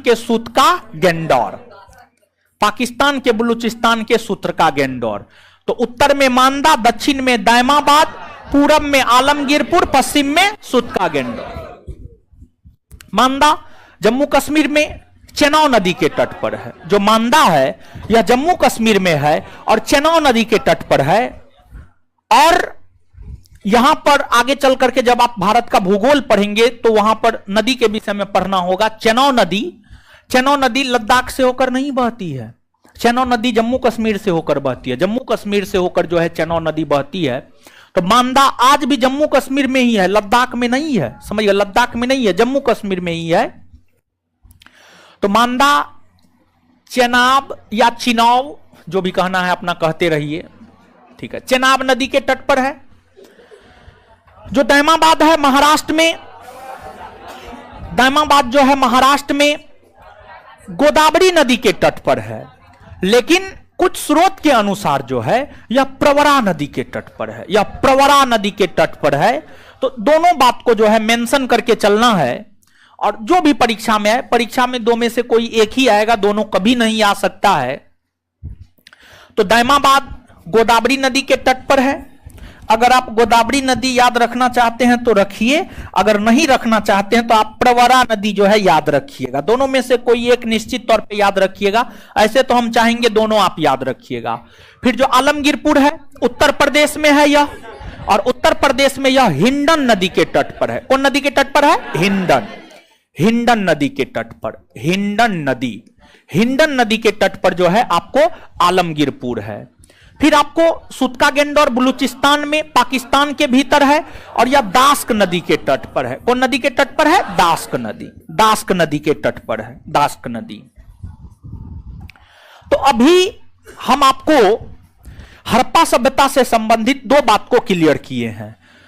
और हड़प्पा सभ्यता से संबंधित जो दो बात को क्लियर किए हैं, एक बात यह है कि हड़प्पा सभ्यता किन सभ्यताओं की समकालीन थी, और एक बात यह है कि हड़प्पा सभ्यता का विस्तार जो है किन किन देशों में और भारतीय राज्यों के संदर्भ में किन किन राज्यों में, और हड़प्पा सभ्यता की चौहद्दी यानी मूल तौर पर हड़प्पा सभ्यता के विस्तार के विषय में अभी हमने आपके साथ बात की है। अब इसके अलावे जो हड़प्पा सभ्यता है, हड़प्पा सभ्यता के कई नाम है। हड़प्पा सभ्यता को हड़प्पा सभ्यता कहा जाता है। हड़प्पा सभ्यता को हड़प्पा सभ्यता क्यों कहा जाता है? तो हड़प्पा सभ्यता को हड़प्पा सभ्यता इसलिए कहा जाता है क्योंकि हड़प्पा सभ्यता के अंतर्गत सबसे पहले हड़प्पा नामक स्थल की खोज हुई थी। हड़प्पा सभ्यता के अंतर्गत सबसे पहले हड़प्पा नामक स्थल की खोज हुई थी। इसी वजह से इस सभ्यता को हड़प्पा सभ्यता कहा जाता है। दूसरा, हड़प्पा सभ्यता को सिंधु नदी घाटी सभ्यता या सिंधु सभ्यता या सिंधु घाटी सभ्यता कहा जाता है। ऐसा इसलिए कहा जाता है क्योंकि हड़प्पा सभ्यता का जो विस्तार है वह सिंधु और उसकी सहायक नदी के आसपास देखने को मिलती है। हड़प्पा सभ्यता का जो विस्तार है वह सिंधु और उसकी सहायक नदी के आसपास देखने को मिलता है। अब यहां पर एक बात हम आपको बताना चाहेंगे। सिंधु, अगर हम सिंधु नदी को देखें तो तिब्बत के मानसरोवर झील के सिंगी खम्मा हिमनद से सिंधु नदी निकलती है, लद्दाख से होकर बहती है, पाकिस्तान में प्रवेश करती है, पाकिस्तान में बहती हुई अपना जल अरब सागर में गिरा देती है। सिंधु की सहायक नदियों में चेनाब है, झेलम है, राबी है, ब्यास है, सतलज है। ये तमाम नदियां हैं। ये जो नदियां हैं जम्मू कश्मीर पंजाब से होकर गुजरती है। जम्मू कश्मीर पंजाब के साथ साथ ये नदियां पाकिस्तान से भी होकर गुजरती है। ये नदियां पाकिस्तान से भी होकर गुजरती है।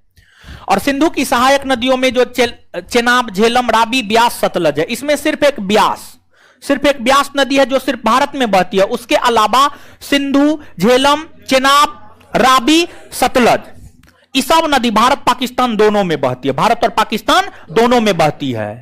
और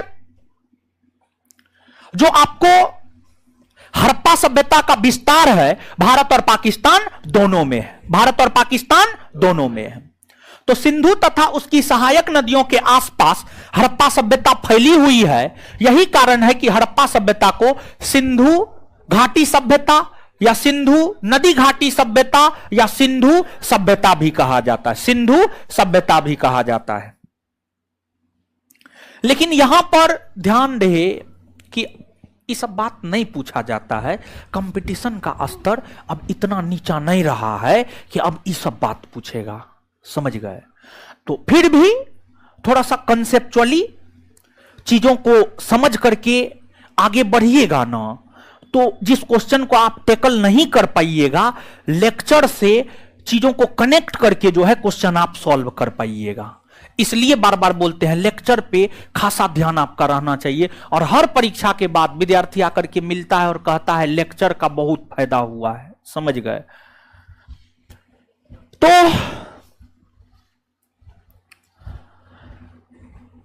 ये तो नाम के विषय में हुआ। इसके बाद हड़प्पा सभ्यता के खोज की हम बात करें तो हड़प्पा सभ्यता की जो खोज है पहली बार 1826 ईस्वी में चार्ल्स मेसन नामक विद्वान ने किया था। लेकिन चार्ल्स मेसन नामक विद्वान हड़प्पा सभ्यता को बहुत ज्यादा प्रकाश में नहीं ला पाए, हड़प्पा सभ्यता को बहुत ज्यादा प्रकाश में नहीं ला पाए। इसके बाद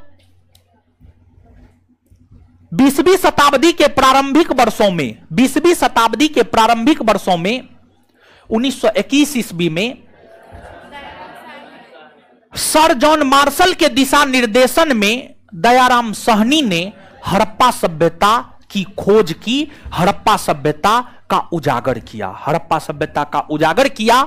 और हड़प्पा सभ्यता के उजागर या खोज का श्रेय सर दयाराम साहनी को जाता है। वहीं सर दयाराम साहनी ने जिसके दिशा निर्देशन में हड़प्पा सभ्यता की खोज की है उस विद्वान का नाम है sir John Marshall, sir John Marshall, sir John Marshall. तो यहां पर तीनों बात याद रखना है और तीनों प्रश्न पूछा गया है। क्वेश्चन बैंक पलट करके देखिएगा, घटना चक्र हम आपसे उठवाए हैं, घटना चक्र हम आपको होमवर्क के माध्यम से करवाएंगे। आप देखेंगे तीनों प्रकार के प्रश्न आपको मिल जाएंगे। हड़प्पा सभ्यता की खोज पहली बार किसने की है तो इसका उत्तर होगा चार्ल्स मेसन। फिर दूसरा जो है हड़प्पा सभ्यता की खोज किसके दिशा निर्देशन में हुआ है तो सर जॉन मार्शल। और हड़प्पा सभ्यता के खोजकर्ता कौन है तो दयाराम साहनी, दयाराम साहनी। तो तीनों प्रकार के प्रश्न जो है आपको देखने को मिल जाएगा। तो तीनों बात आप याद रखिएगा। इसके बाद हड़प्पा सभ्यता के काल निर्धारण, हड़प्पा सभ्यता के काल निर्धारण को लेकर विद्वानों के बीच विवाद है। अलग अलग विद्वान हड़प्पा सभ्यता का काल निर्धारण अलग अलग वर्ष करते हैं। जैसे सर जॉन मार्शल है, सर जॉन मार्शल का मानना है हड़प्पा सभ्यता का जो काल है 3250 ईस्वी पूर्व से 2750 ईस्वी पूर्व। अर्नेस्ट मैके है, उनका मानना है 2800 ईस्वी पूर्व से 2500 ईस्वी पूर्व। फिर मार्टिमर व्हीलर है, उनका मानना है 2500 ईस्वी पूर्व से 1700 ईस्वी पूर्व, 1700 ईस्वी पूर्व। खैर इस विवाद में आपको नहीं पढ़ना है, आप मेंस नहीं लिखने जा रहे हैं कि आपको इस विवाद में पढ़ना है। बीपीएससी या यूपीएससी का मेंस नहीं लिखने जा रहे हैं आप। तो ये तो विद्वानों की अपनी अलग अलग राय है, नोट में लिख दिए हैं। लेकिन इस बात को याद रखने की कतई कोई आवश्यकता नहीं है। लेकिन ध्यान रहे हड़प्पा सभ्यता का सामान्य काल क्या है। हड़प्पा सभ्यता का जो सामान्य काल है जो आपके नोट में दिया गया है 2500 ईस्वी पूर्व से 1900 ईस्वी पूर्व, 2500 ईस्वी पूर्व से 1900 ईस्वी पूर्व हड़प्पा सभ्यता का सामान्य काल है। अधिकतर विद्वान इसी बात से सहमत है।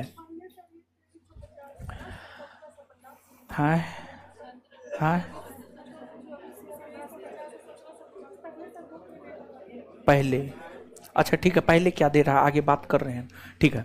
देखिए ध्यान दीजिएगा, हड़प्पा सभ्यता का जो सामान्य काल है और प्राचीन भारतीय इतिहास में हम आपको पहले भी क्लास में बोले हैं, अभी तुरंत भी हम आपको बोल रहे हैं, ठीक है। लंबे कालखंड में 50-100 वर्ष का अंतर रहेगा। अलग अलग बुक पढ़िएगा, अलग अलग डाटा देगा, अलग अलग बुक में अलग अलग डाटा देता है। 50-100 बरस, 2 बरस, 5 बरस, 10 बरस का अंतर रहेगा। इसमें चक्कर में नहीं पड़ना है कि फलना गलत है फलना सही है, चिलना गलत है चिलना सही है, नहीं, इसमें नहीं पड़िएगा। जो विवादित चीज है वहां से क्वेश्चन नहीं आता है, और जो क्वेश्चन आता है उसका एग्जैक्ट आंसर हम आपको बताते चलेंगे। आपको एकदम से टेंशन नहीं लेना है, लेकिन लेक्चर सुनते सुनते जो है लोग नींद का भी मजा ले रहे हैं। अच्छा, सोइए नहीं महाराज, आप चश्मा टोपी, आपके बगल वाला वो सो रहा था, बीच बीच में वो झपकी मारता है वो झपकी, ठीक है। हाँ, उधर आपके पीछे वो लड़का, हाँ वो भी झपकी मारता है, ठीक है। अरे आंख खराब नहीं हुआ है मेरा जी, अभी हम भी जवान है, हमारा आंख भी जवान है, समझे। हमको बहुत दिखाई देता है। अभी पीछे में लड़का कौन खैनी खा रहा है, हम नीचे में यो देख रहे हैं। पीछे का लड़का सब क्या करता है, चुनौती लेके आता है, निकाल लेता है, मुंह ऐसे करेगा। तो खैर कोई बात नहीं है, खैनी चार्जिंग का काम करता है, खाइए आराम से, कोई दिक्कत नहीं, लेकिन सोइए नहीं। चलिए, बड़ी दिक्कत है, आप लोग सोने लगते हैं। वो बताइए ऐसे में कैसे हम लेक्चर दे पाएंगे, ठीक है। भारी दिक्कत है आप लोग के साथ, वाह महाराज।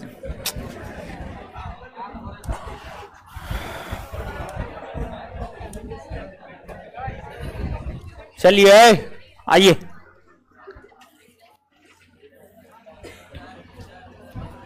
आइए याद कीजिए, शांत रहिएगा।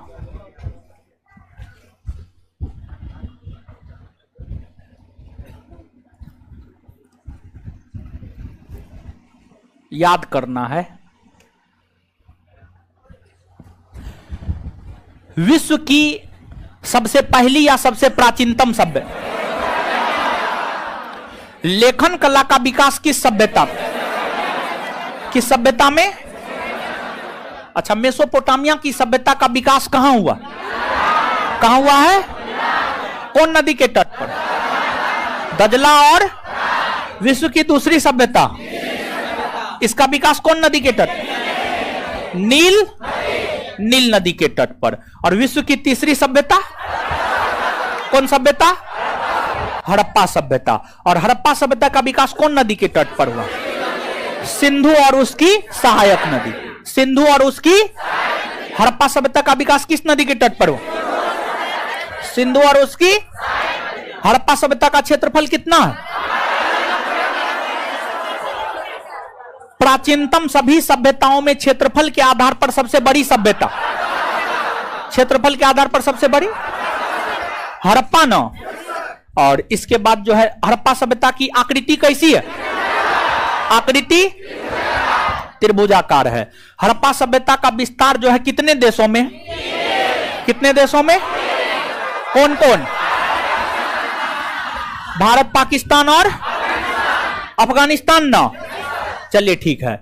इसके बाद आगे बताइएगा, वर्तमान में भारत के किन राज्य या किन केंद्र शासित प्रदेशों में हड़प्पा सभ्यता का विस्तार है? पहला जम्मू कश्मीर, दूसरा पंजाब, तीसरा हरियाणा, चौथा राजस्थान, पांचवा, छठा, सातवां क्या मध्य प्रदेश में हड़प्पा सभ्यता का नहीं ना है? मध्य प्रदेश में हड़प्पा सभ्यता का विस्तार है नहीं। देखिए ध्यान दीजिएगा, जब इन क्षेत्रों में हड़प्पा सभ्यता फल फूल रहा था ना, तो उस समय मध्य प्रदेश में ताम्रपाषाण संस्कृति के अंतर्गत मालवा और कैथा संस्कृति हुआ करता था। मालवा और कैथा कुछ याद है? जोड़वे संस्कृति कौन राज्य में हो? हाँ, जोड़वे संस्कृति महाराष्ट्र। मालवा और कैथा हाँ पढ़ते ना है जी। हाँ? दूसरा कोई बोल देता है तो पीछे से बोलती है, टाइम नहीं मिलता है पढ़ने का। बकलोल भी पढ़ा लिखा कीजिए, नहीं तो जीवन तो ऐसे खराब है, ये है और खराब हो जाएगा। अरे दूसरे के पैसा पर पल रहे हैं तो जीवन खराब ही ना हुआ जी। अपना पैसा पे पलिएगा ना, उसमें जो मजा है ना वो दूसरे के पैसा पर पलने में ना है मजा। चलिए अब चौहद्दी। हड़प्पा सभ्यता के सबसे उत्तर में कौन नदी के तट, कौन नदी के तट पर? दक्षिण में कौन नदी के तट, कौन नदी के तट पर? पूरब में कौन नदी के तट पर, कौन नदी के तट पर? पश्चिम में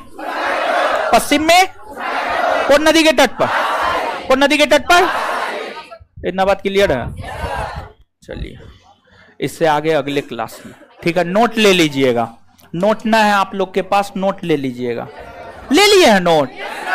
बारे बा, है छुट्टी कहाँ दी है? हाँ तो बैठी। होमवर्क सब पूछेंगे ना, जो 10 को 20 को आए उससे पूछेंगे ना होमवर्क, ऑफलाइन जो आप लोग आए हुए हैं, ऐसे कैसे छोड़ देंगे? दीजिए।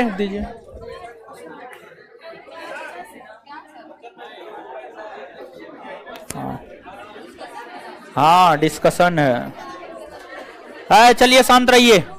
ऑनलाइन वाले लोग भी जवाब दीजिएगा, जो जवाब देगा उसका नाम बोलिएगा हमको। होमवर्क दिए थे ना? घटना चक्र वाला तो करवा ही ना दिए हैं। घटना चक्र आप पूछना कोई जरूरत है हो? नहीं ना है, याद हो गया नो चैप्टर, क्लियर है ना? शनिवार को जो टेस्ट हुआ था उसका डिस्कशन आप लोग ले लिए थे ना? काहे ने लिए? नहीं लिए थे तो हम ठेका थोड़े लिए हैं, उस रोज टेस्ट देने के लिए आइए तब मिलेगा, समझे? लिए थे या नहीं लिए थे फटा दीजिए। सब तो आई कार्ड चेक करके नहीं एंट्री हुआ है सबका। हाँ सब तो एडमिशने वाला होगा, बहुत दिन से फटा नहीं चला है।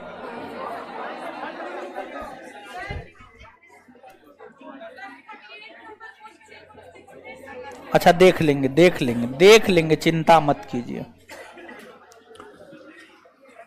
ए टकलू ए खड़ो।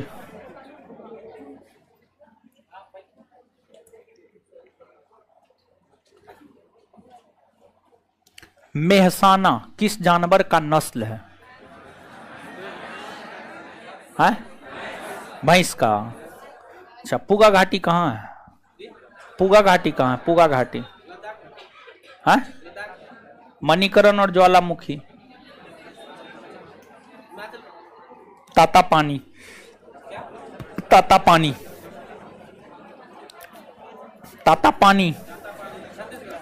तपोवन। बैठ जाइए। लड़की में तो पता नहीं चल रहा है कौन आई थी नहीं आई थी। खैर कोई दिक्कत नहीं, हम तो किसी से भी पूछ सकते हैं। चलिए खड़ा होइए।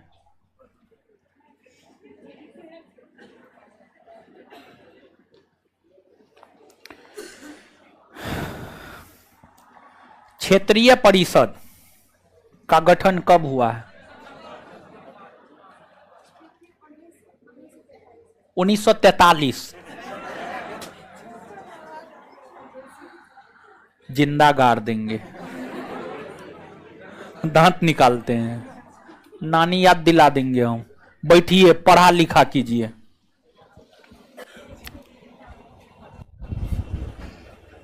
राष्ट्रीय महिला आयोग का गठन कब हुआ? जनवरी 1992। राष्ट्रीय अल्पसंख्यक आयोग का गठन 1900। सतर्कता आयोग का गठन, केंद्रीय सूचना आयोग का गठन 2005। बाल अधिकार संरक्षण आयोग का 2007। बहुत बढ़िया। तो रिका आप लोग तो रास्ते पे हैं, हमको जाने दीजिए ना, थोड़ा सा पीछे भी पूछेंगे। थोड़ा आगे हो जाइए, थोड़ा आगे होइए। बड़ी कष्ट है जीवन में, समझे? क्या कीजिएगा।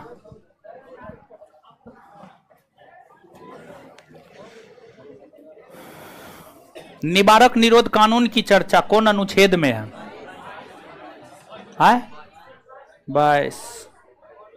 भूमि सुधार कौन अनुसूची में है? 9 में। बैठ जाइए।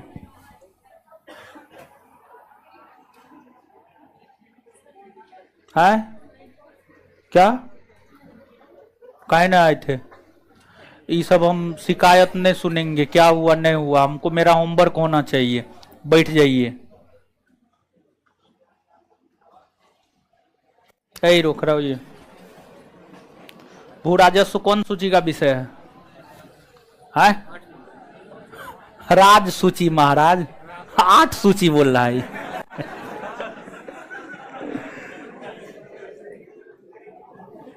दूरी मापने की सबसे छोटी इकाई है, सबसे बड़ी पारसेक। आप थोड़े बोल रहे हैं, बाद बाकी लोग बोला है, पढ़ते उड़ते ना हई जिंदा गाड़ देंगे जी।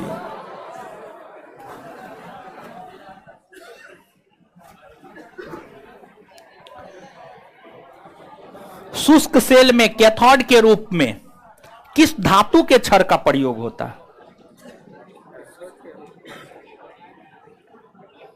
शुष्क सेल में कैथोड के रूप में किस धातु का प्रयोग होता है? किस धातु के क्षार का प्रयोग होता है? क्या होगा उत्तर?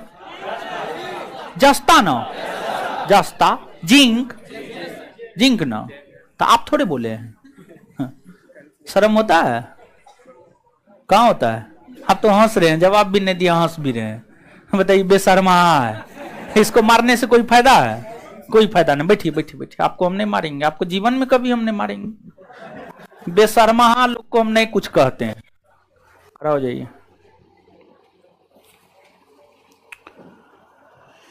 हेजा से कौन सा अंग प्रभावित होता है? बोलिए हो। आंत ना।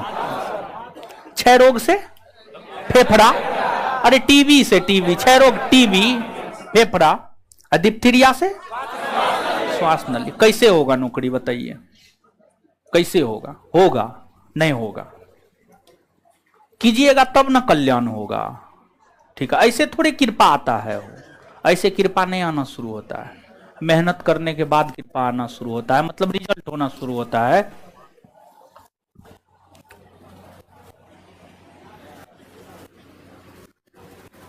खड़ा होइए।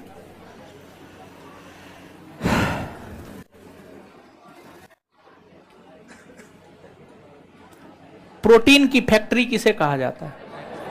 राइबोसोम।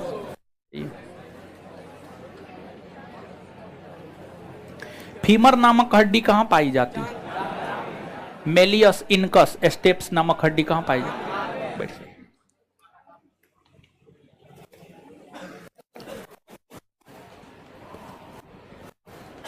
चश्मा उठिए। प्रिंस ऑफ वेल्स कप का संबंध कौन खेल से है? प्रिंस ऑफ वेल्स कप कौन चीज से है? गोल्फ से। कौन चीज से है? गोल्फ। गोल्फ से। बैठिए।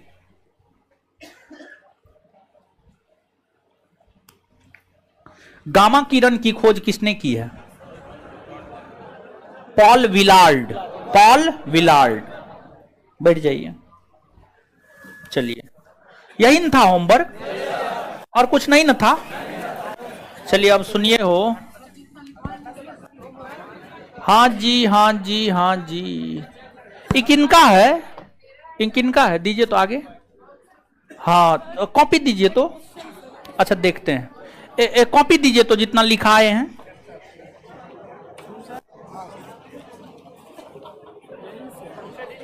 शुरू से जितना पढ़ाए हैं लिखाए। और छोड़ दीजिए, हो गया, हम देख लीजिए।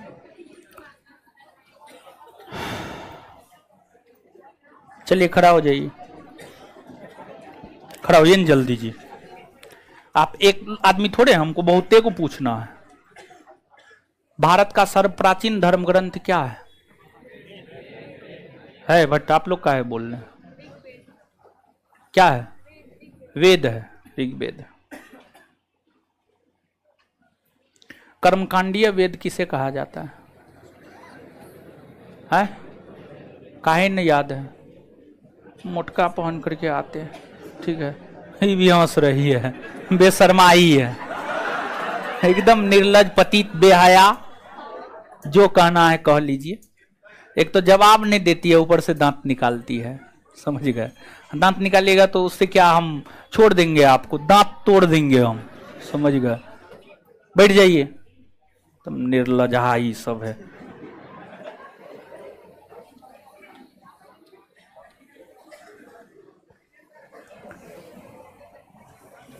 ऐ खड़ा होइए।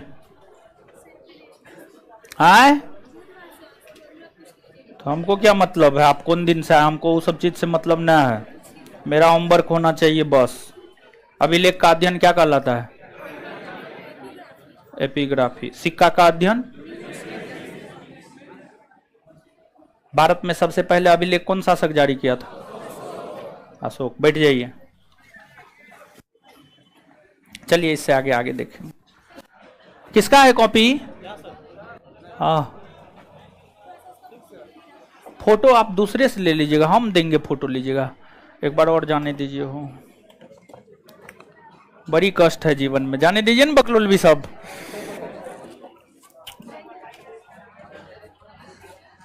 ये सबको बीच में बैठाना जो है ना, पाप करना है, समझ। चलिए, ये सब जवाब दे रहा था जी? हाँ, सब जवाब दे रहा है। चलिए आगे होमवर्क है, सुनिए। इतिहास पढ़ा रहे हैं ना हो? इतिहास में तो जैसे जैसे चैप्टर क्लियर होते जाएगा तो घटना चक्र हम आपको करवाते जाएंगे, ठीक है? अब इतिहास के बाद जो है होमवर्क सीरीज शुरू करते हैं, और होमवर्क सीरीज जो है हर बैच में घटना चक्र से शुरू किए हुए हैं। तो जो है आपके बैच में हम चाह रहे हैं कि पॉलिटी से शुरू करें होमवर्क। पॉलिटी, भारतीय राज व्यवस्था। सब लोग भारतीय राज व्यवस्था का घटना चक्र खरीद लीजिएगा। भारतीय राज व्यवस्था का घटना चक्र खरीद लीजिएगा। और भारतीय राज व्यवस्था का बुक है किसी के पास अभी घटना चक्र का? अभी है? अभी है? अभी दीजिए तो,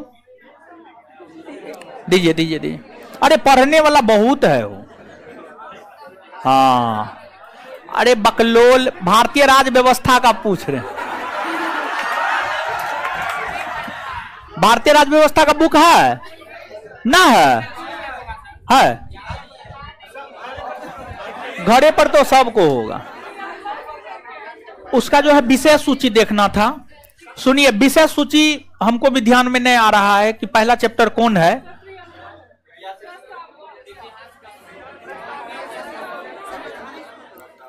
संविधान की ऐतिहासिक पृष्ठभूमि होगा या फिर प्रस्तावना होगा, यही दो में से कोई एक चैप्टर होगा। क्या है? ऐतिहासिक पृष्ठभूमि है, यही दो में से कोई टॉपिक होगा। तो सुन लीजिए होमवर्क सुनिए। अभी तक होमवर्क नहीं दे रहे थे, आज से होमवर्क देना शुरू कर रहे हैं, और डेली बेसिस पर पूछेंगे। जिस दिन मेरा क्लास होगा उस दिन हम आपको होमवर्क पूछेंगे, ठीक है? और एक चीज और बताइए, कितने लोग हैं जो बिहार एसएससी का परीक्षा देने जा रहे हैं? यहां पर जो लोग हैं, आए तोड़ी के सब जा रहे हैं, मतलब कुल मिलाकर के क्लास बंदे करना होगा। 23 और 24 को क्लास बंद रहेगा। 23 और 24 को क्लास बंद रहेगा। कल आपका क्लास है, 23-24 को क्लास बंद रहेगा। मैक्सिमम लोग परीक्षा देने जा रहे हैं, ठीक है? अब सुन लीजिए आगे। होमवर्क है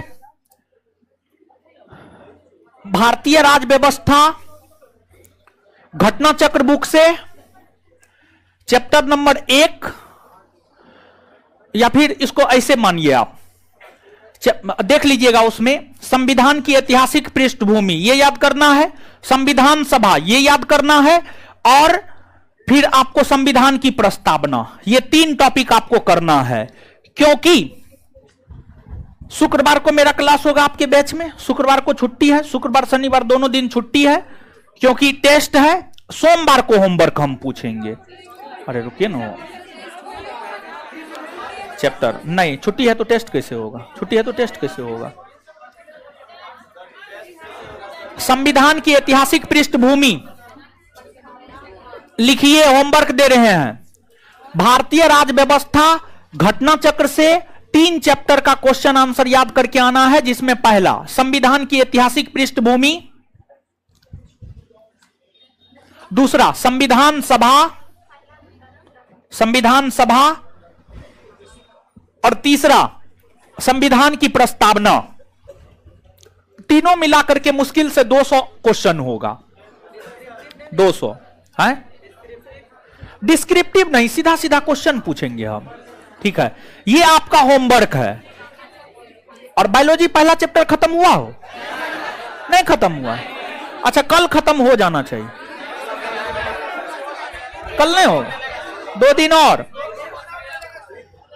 जितना हिस्ट्री में पढ़ाया गया है उतना भी रिवीजन करते रहिएगा। पॉलिटी में जितना पढ़ाया गया उसको रिवीजन करते रहिएगा।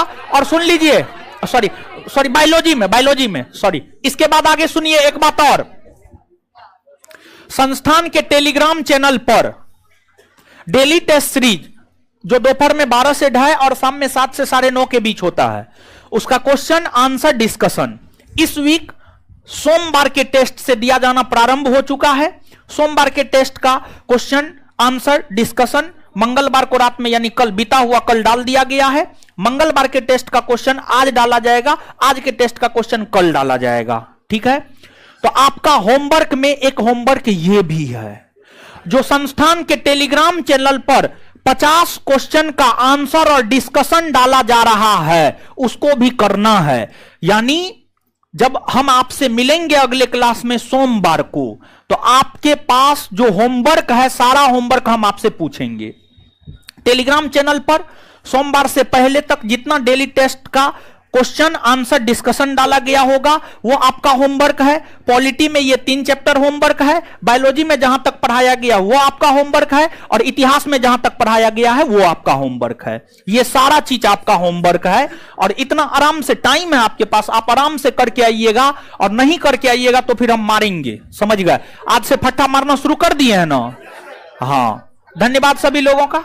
हाँ, कल आपका क्लास है 23 और 24 को बिहार एसएससी का परीक्षा है। मैक्सिमम लोग बिहार एसएससी का परीक्षा देने जा रहे हैं, जिस वजह से 23 और 24 को क्लास नहीं है। ठीक है, अब सुन लीजिए, जो भी वहां पे स्टाफ है, संस्थान के जो भी स्टाफ है वहां पे मेन गेट पे इधर से, हाँ इधर जो है लड़का को रोकिए, लड़का को उस लाइन से निकलने दीजिए, और लड़की लोग जो है आगे बढ़ेगी और सब बोलेगी कि आगे जगह छोड़िए। ठीक है, और लड़का लोग जगह छोड़िएगा, लड़की के बीच में नहीं आना है। हाँ दीजिए, लड़का लोग जगह छोड़िए, जगह छोड़िए, जगह छोड़िए। क्या है, क्या नंबर?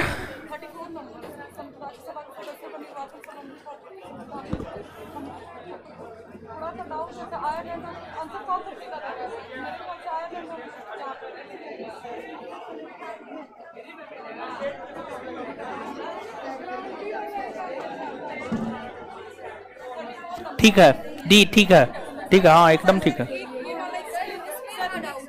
क्या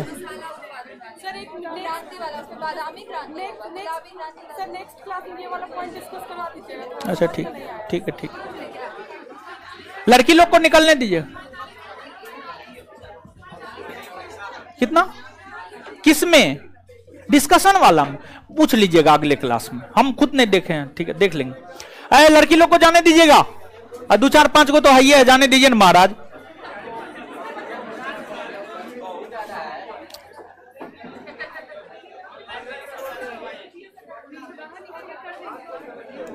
इधर से लड़की लोग को इधर से निकालिएगा, लड़का को सीधे निकालिए।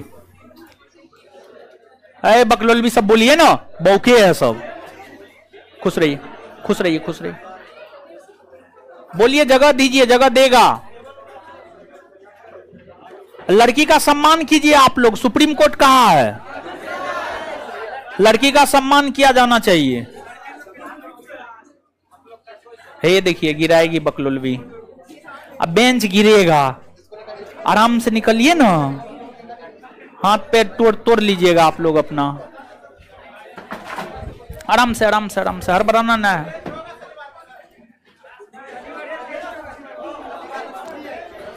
चलिए, धन्यवाद सभी लोगों का। कौन चीज का टेस्ट, कौन चीज का? टेलीग्राम पे सूचना देखिएगा। ठीक है, धन्यवाद।